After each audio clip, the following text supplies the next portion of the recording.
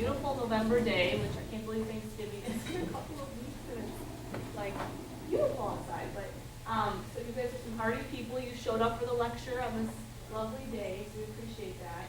Obviously, there's coffee and tea and some snacks in the back, which you're welcome to. And if you're new to Watson, there's a couple people I haven't seen before that are here, and you're interested in being on our listserv and receiving our weekly event calendar of the things that we are involved in around Madison and on campus, we do have a sign-in sheet there in the corner of the table there. So that's all I have, all my announcements. I'll turn it over to Alberto Vargas to introduce our speaker today. Thank you, Sarah, and welcome everybody. And it's my pleasure to introduce our speaker today, Professor Ivy Corpus. She got her PhD from the University of Michigan, and she's been here teaching in the Spanish and Portuguese department.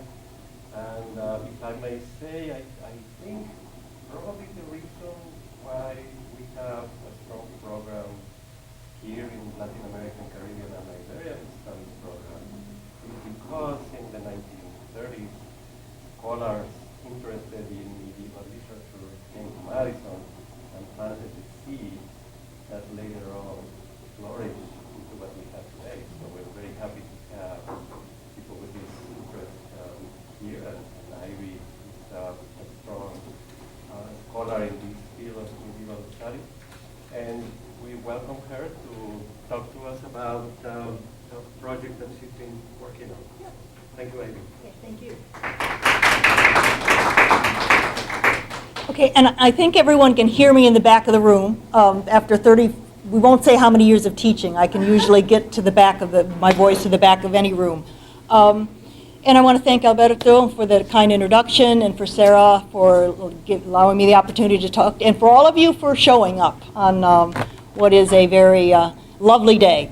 And indeed, I am a medievalist, and so I'm kind of like an interloper over into the Latin American area studies. But as you will probably see from the presentation, and oh my, don't take all my actions now and restart. Start never. Let's see if I can get this. Wouldn't you know it? Okay. Let's see if we can get that to go.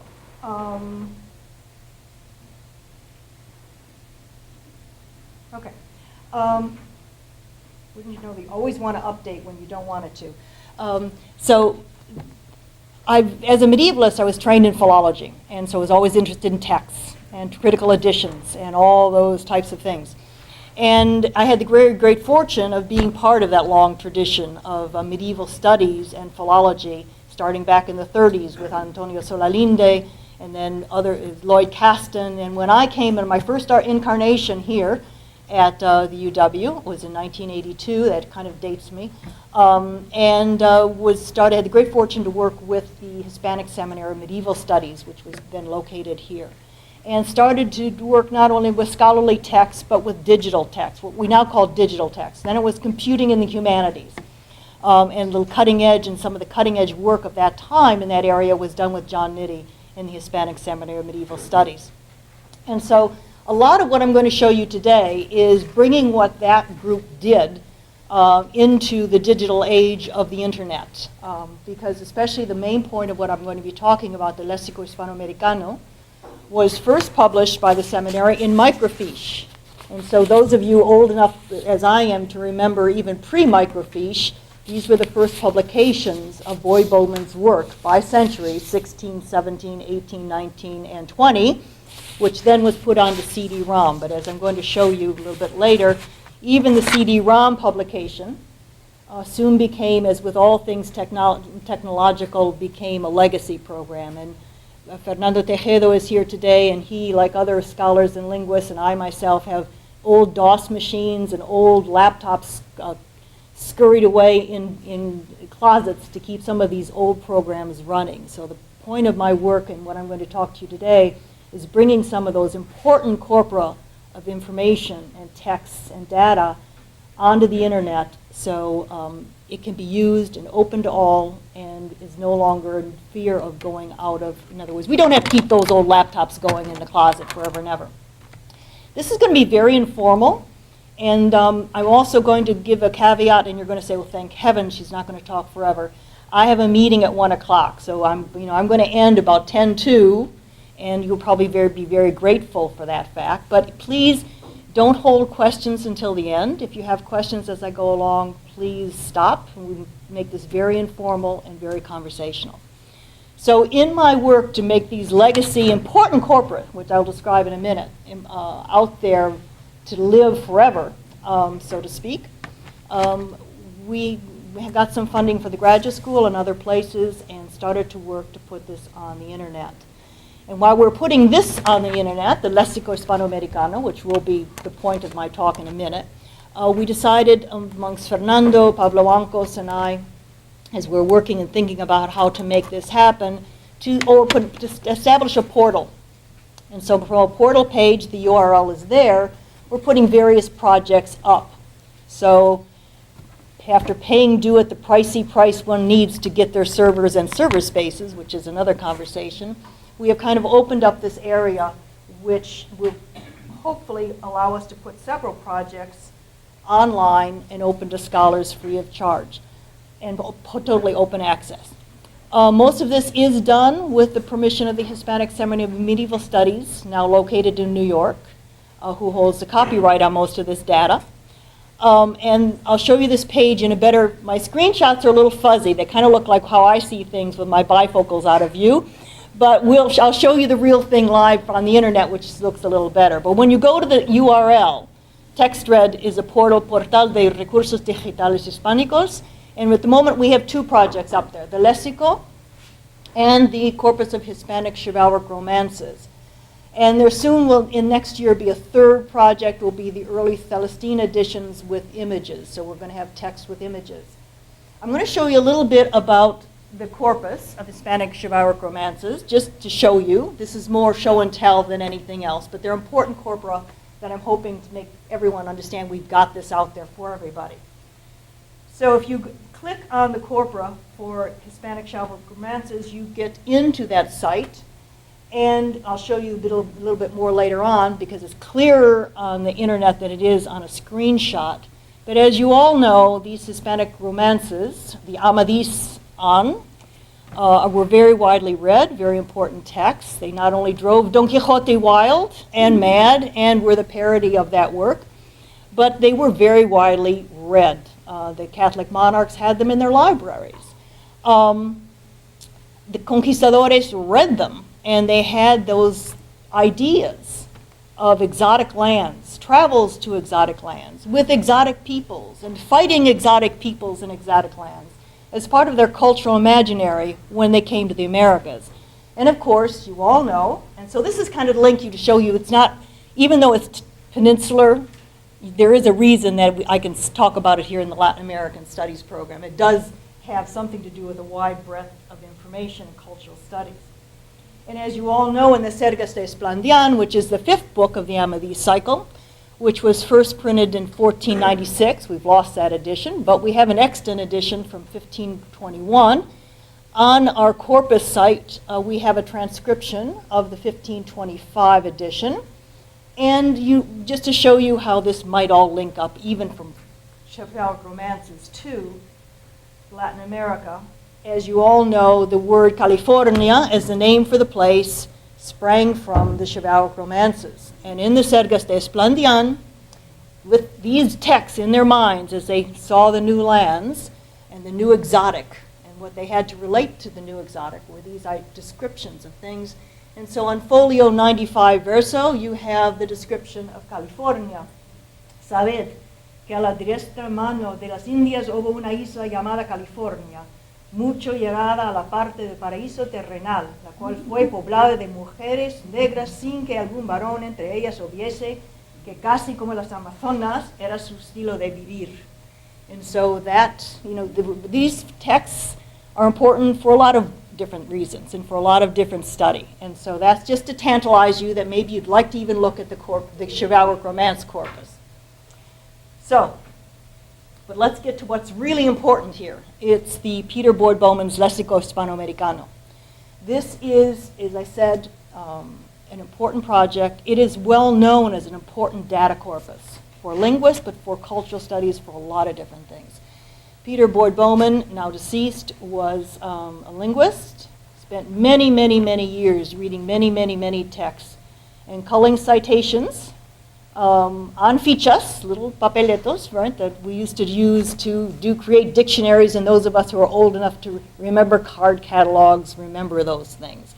And had all of this information, which, as I said, the seminary knew about this information and started to publish in the 80s, at the technology of the time, these texts in microfiche. So for each packet represents a century's worth of data that he culled from various texts. Of course, these are very clumsy, and I still have a microfiche reader squirreled away in my basement, but not many people do. And so there was the movement among the seminary with the funding from NEH to put it on CD-ROM. And that made it very accessible. It made it interactive. There could be searches.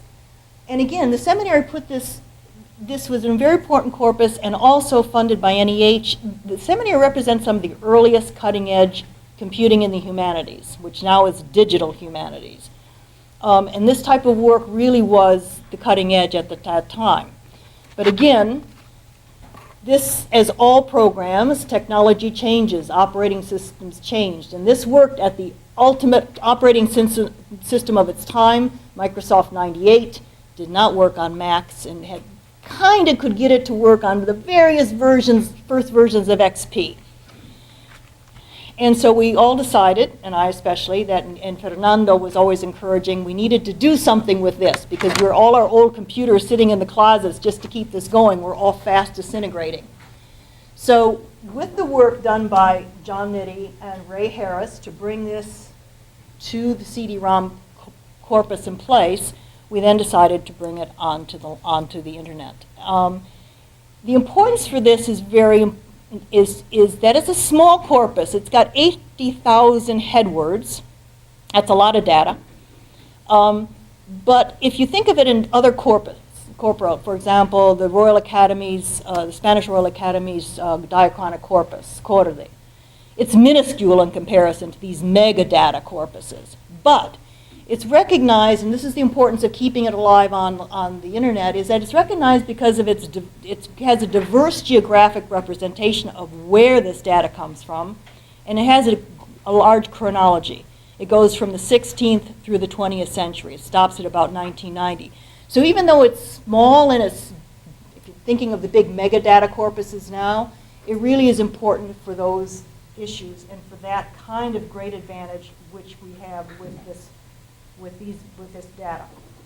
Okay, so as I said, it has over 80,000 headwords. Headwords, and Fernando will, the linguist will correct me if I get this wrong, but I'm going to give a layman's version so that you understand what a headword is. It's kind of like a dictionary, what you would find in the dictionary. It's the regularized form under which other orthographic variants of that word, or verb forms or adjective forms that reflect number and gender would be subsumed. So that if you search on the regularized form, it'll give you all the other various forms. So think of it in that terms. And also when you're thinking about this corpus, don't think that because there are 387 sources, which is a lot of sources, covering various centuries, that it's every word in all the sources. Think of this kind of more of the glossary.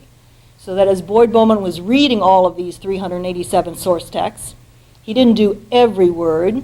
He was looking for the interesting bits, for definition, for novelty, for newness, for something, right? So it's not every word in every text. It's kind of like the interesting bits, right? But it is important that each headword carries with it the grammatical semantic context. There's a citation. It's not a great long citation, but it's enough to give you the meaning, the grammar, the syntax, the context. And it does have other information as well as the date, the geographic location, and the source. And I'll show you that. And that's very important. Because if you have the source identified, that if you want to read more from that passage, you can go and find it, and you can get more information. So again, from the microfiche, we moved to the CD-ROM. which was very great and was wonderful, but then we needed to bring that legacy product, which was outdated and couldn't be used by most anyone, to a place where it could live almost forever, but at least give open access to scholars and to give wider access to it. So this again is the portal page. And if you were to click on the Hispanoamericano, and again kind of fuzzy, I'm sorry about the bad screenshots, you will become led to, which I'll show you in a better version with clear resolution online, if technology works with me. You'll find where you can put in and search on different things. You can search on any combination of things. You can search on, for on the top line is location. You can search by give all the words in a given location, by centuries, by a single year, by a span of years, by a string, which you can think of as kind of like a regular expression search. Also by either by the text, by the word, or by the headword. And you can also limit your sources if you want. Because you think, gee, 80,000 headwords, but if you do a word search, it's looking for wherever that word appears in any citation. And you can get tens of thousands of hits off of that. And so we also give warnings saying, you're going to have a lot of entries here. Do you really want to do this? And you can either continue or you can rethink your search. And I'll show you a bit of how you can limit those searches. But I'll show you an example here. And this was of doing a headword search. In other words, it's kind of regularized search under which orthographic variations are subsumed, because you all know that in the older languages, orthography was variable. So you'd have to do a word search, you'd have to search on all the different forms. A headword search doesn't give you as much information, but it gives you all in one place. So I used this because I already had this as part of the help manuals that I did, because it was my sample search as I was doing the programming with a very eager and very helpful computer science student. We used this because it had not a lot, but it had some orthographic variations, but it didn't have a lot of examples so that we could use it easily. And so this was our sample. Whenever we wanted to test if a new search worked, this was the word we went to. And it also is kind of interesting because it shows how this corpus contains information not only for the history of words and how they change or how they develop, but you can also find a lot of cultural information. There's a lot of plant information, food information, as well as things about ethnic groups. And this was one of the tests we all did on salto atrás, which if you do the headword search comes up with 6. And this is how your results would show. You run the search, you hit the search button. You're going to get 6 results for this, and it's listed in chronological order. So the first documentation, see if this works, it doesn't. This is the cat toy, but unfortunately I couldn't find my laser printer, so the cat said I could take her toy, but I think the battery's low. But maybe, okay. So there are 6 results for this. And these are the orthographic variations subsumed under the regularized form. The first one comes from Peru, from 1639, mestizos de negros e indios que se llaman salta atrás. And this tells you the source text and the page in the source text from which this document comes, this citation comes. And we have a list of all of this on the site, but RAN is Pedro Ramírez de Águilas, Noticias Políticas de Indias y Relación Descriptiva de la Ciudad de La Plata, Metrópoli de las Provincias de los Charcos y Nuevo Reino de Toledo en las occidentales del Gran Imperio del Perú. That's the title. So we didn't want to keystroke all of that in all the time, so we used abbreviations, but we give you the abbreviations. But you can see chronologically where that word appears in these these texts that are used. Next citation as found is in 1762 from Santo Domingo, again from a text by Peguero, Historia de la Conquista de la Isla Española de Santo Domingo, and then 1770, again in Lima, and I can read you the titles, but I don't know that's necessary, but those do have importance as to where you could go to find more information. So if this is interesting to you and you really want to read more, you know where to go. And thanks to Google, there's some things I curse Google for, but I'm going to thank Google for this, and that's they digitized a lot of these texts. And so without leaving your seat, you can then switch over to your browser into a new tab, Google that text. And I haven't done all of these, but a lot of them I have because citations come up and I go, is that really right? And a lot of these are already out there online digitized by Google. So we are now very thankful to Google because if you want more information, you're very likely to be able to get it for most of these things. Yes? I mean, maybe you're going to talk about this later, but who's the main audience using this? Is it mostly, professors and academics and research, or other people use it? At the moment, it has been mostly linguists because that was the main but I'm hoping that this is going to open up. It's useful for a lot of different people. Historians would find this useful. People doing cultural studies. There's 18th century data which would tell you a lot about some of the they come from newspapers and magazines. It's a useful bunch of data. And it's not inclusive, right? But it has a breadth to it, a chronological breadth, a geographical breadth, and also a thematic breadth, because there's documents in here, there's contracts in here, there's novels in here, there's newspapers, there's periodicals. So it covers also a wide range of where this would come from.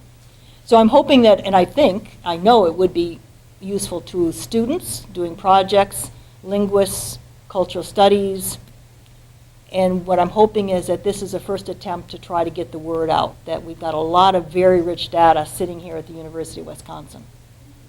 Okay? So that's just an example. Okay. In the last three examples, they go up to the 20th century, where you find this word found in the corpus.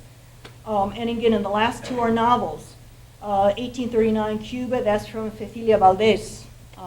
And the last is also from a novel from Mexico, 1942. So it shows you how the word is used in various moments.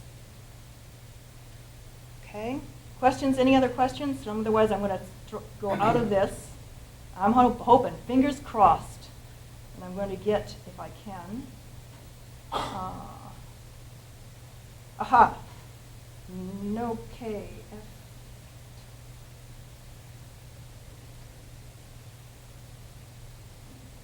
Yes, okay. So this is a little bit better resolution, I'm hoping, to show you, when you go to the search page,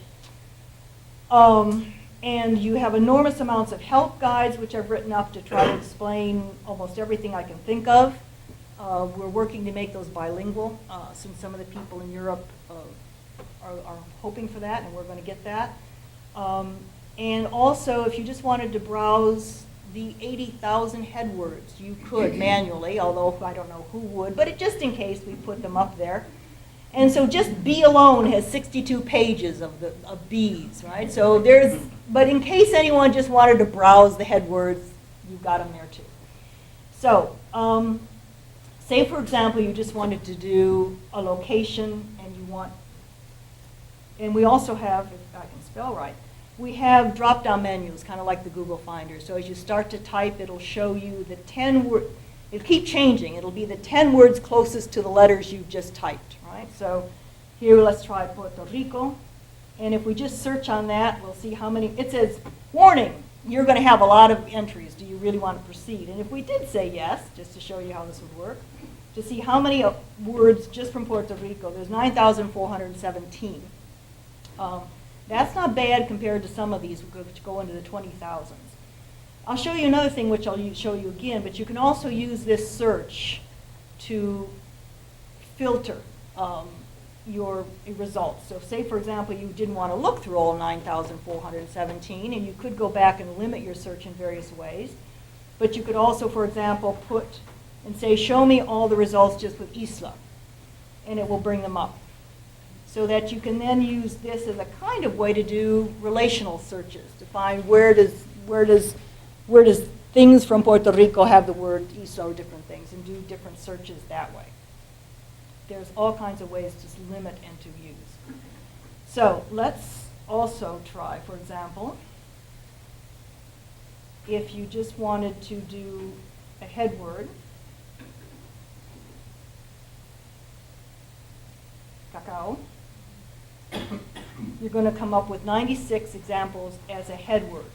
And again, the headword search shows you this regularized form under which the variance, and there's the variant, is subsumed. And you could look at all of those. There's also an export function. You can bring them out as a PDF file, as an Excel file. You can copy and paste them. And again, you could search and look within your results and say, okay, so now I found all of these words. Where does it also appear with the name of the tree? And you're going to come up with 2. Okay, so you can combine the searches to see where things are combined together. So el árbol llamado cacao o cacagate, que es árbol de estas islas, sino de la tierra firme, a estos árboles son la Nueva España, la provincia de Nicaragua y otras partes. And another one del árbol llamado cacao, y algunos llaman cacaguete, y su fruta, y brebaje, y aceite. So you can use to find different things and to limit those searches. You can also just search by a source text. And remember to clear it, like I sometimes don't. And the Mercurio Peruano is a journal, a magazine from Peru, 18th century. And I'll show you a bit of what we have from that periodística source. And again, we also have a list of all the abbreviations, so that if you don't want to remember all the 387 abbreviations for all the 388 sources, you've always got them at your fingertips to either identify or to look through. So the Mercurio Peruano, there's only a 5-year span. He looked through 1790 to 1795, as I recall. And so if you want to see all the words from that magazine in those 5 years in the 18th century, there's going to be a lot of them. 12,000 of them. But that's where you can, there they are, and then you can also search within that for certain things, or you can go back and limit your search. You can limit your search by combining for a specific year. You can use, look for a specific word.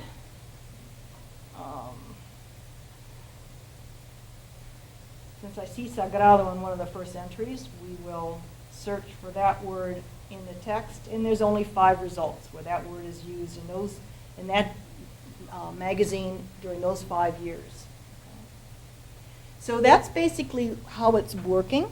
There's all kinds of different ways you can combine these searches, and that's the beauty of it. You can combine the place with the time, with the location, any of the above, and you can do searches for a headword, or you can just search for a word.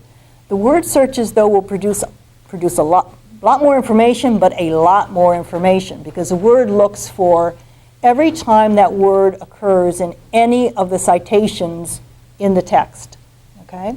Which can be a lot, but you can limit those in different ways. Anybody have any question at this point in time? Anything, want to see anything searched? Yes? Are there thoughts about expanding? Yes. And that's another thing I was going to mention as I show you a little bit too, again, the chivalric text. It's very dynamic. And we hope to add to it. So that was also a limitation of the CD. This was all you had. We hope to make, and I am the keeper of the database. And as anything, when human produces, any human production is going to have errors. And as much as Ray Harris, now deceased, checked every one of these entries from Boyd Bowman against an original, and in those times we didn't have the Google, so he was running off to the library and to interlibrary loan. There still are errors, and every once in a while I run a search and I find errors in the original database, and we go in and fix it. So A, it's dynamic in the sense we're always trying to eliminate and find those errors. And second of all, we can add to it. So as scholars find more data, we can now add it. So it'll be a dynamic thing. Just as the chivalric romances, we keep checking those errors and cleaning them up, as well as adding to the text. So it's very dynamic. And yes, it can be added to. So is this accessible to the public? Absolutely. If you go to the URL, and I can show it again, but textred.spanport.wis.edu, you go into a portal page, you can click on it, and it's open to absolutely everyone. How are source text